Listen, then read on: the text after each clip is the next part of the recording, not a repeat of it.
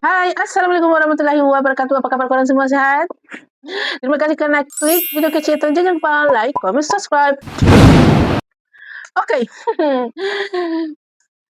Doa yang terlindung. Wow, tang tang tang tang tang akhirnya. Okey, saya tak nak cerita lah banyak pendek-pendek je. Mana yang buat aku geram je. Pertama, pasal si Baiti. Allah, dandan dah dia mengandung, dandan lah semua benda lah nak si Rabiatul yang buat. Mula-mula saya ni barang juga tengok Rabiatul ni.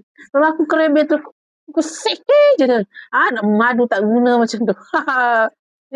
Dandan lah tiba-tiba lah dia nak makan masakan kita lah. Dandan lah tiba-tiba dia nak minum yang air yang kita buat je. Wih! Stres aku weh. Kau dengar tak apa? Kau dengar apa dia cakap? Dia nak makan ni. Kamu ada muak kan? Semua kamu tolong masakan. Anak kak, ni kau baik yang minta, ni baik yang nak. Boleh lah kak. Abang please.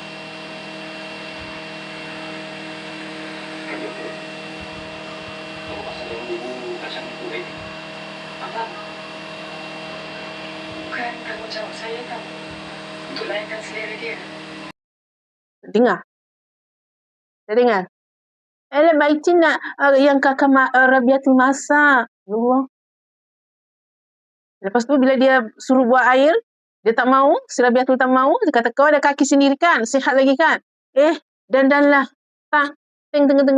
Dia nak bertelefon, dia nak mengadu lagi dengan abang tak guna dia tu. Boy. Barang aku. Irfan tak guna itu. Aku paling benci lah.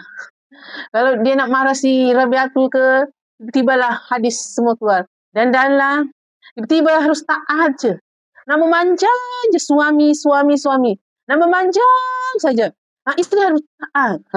Isteri harus taat. Kalau tak, dia tak nak redha. Haramkan si Rabiatul cium bau surga. Lah. Barangnya kue. Okey, kalau dia nak sebelah-sebelahkan si Baiti yang tengah mengandung, lantak kau lah.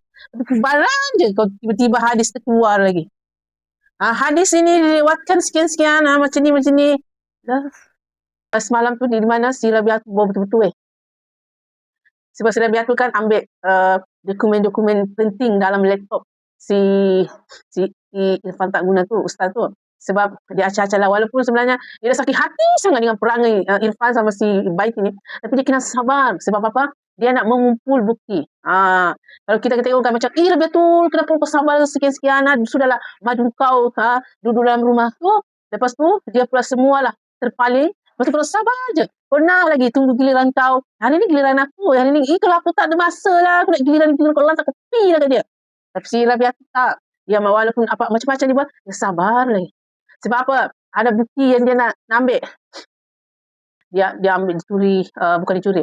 Situlah dia masa si Irfan tidur, dia curi kopi semua dokumen-dokumen dalam tu, lepas tu dia bagi Abi dia. Di situ dia marah. Sebab Abi dia datang ke office dan menuntut supaya dia kembalikan semua saham Rabiatul macam-macam. Dan seperti biasa, si Irfan tak mau. Sebab apa? Dia kata, terkonon dana-dana untuk ikhtiar tu bukan untuk untuk dana Baitul Khadijah.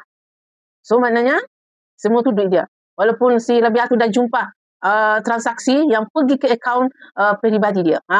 Sini kan yang ni si Syakir. Irfan ni, ustaz ni, dia tak boleh macam-macam dengan Syakir tau. Tapi Syakir ni semua bukti-bukti dia ada tau. Dia dah cakap dah, selagi ustaz tu tak hianati dia, maksudnya apa jawatan-jawatan yang dia nak tu, selagi dia tak bagi kat orang, selagi dia masih pegang jawatan tu, dia akan okey je. Dia akan buat apa je. Tapi bila si ustaz tu dah macam berpaling sebab abang si Baiti kan, ini abang Baiti ni, dia dah masuk ke Baitul Khadijah juga.